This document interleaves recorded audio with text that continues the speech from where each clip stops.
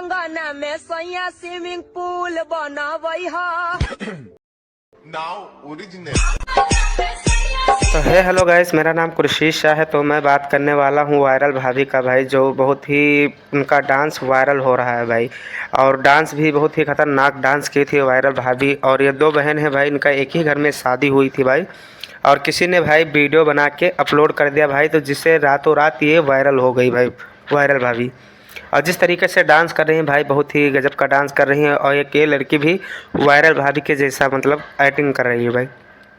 तो क्या लगता है आपको कि ये भी वायरल भाभी के जैसे वायरल हो पाएंगे या नहीं? और आप लोग डांस भी देख रहे होंगे भाई इस लड़की का भाई, जो कॉपी कर रही है भाई वायरल भाभी के।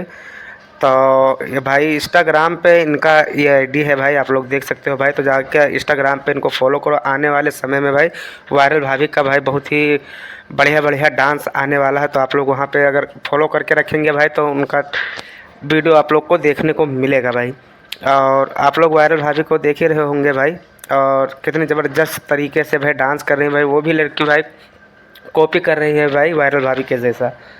तो आप लोग को अगर अच्छी लगी हो वीडियो भाई, तो हमारे वीडियो को भाई, चैनल को हमारे सब्सक्राइब कर लो। और फिर मिलते हैं किसी न्यू धमाके वीडियो के साथ। तब तक के लिए बाय बाय।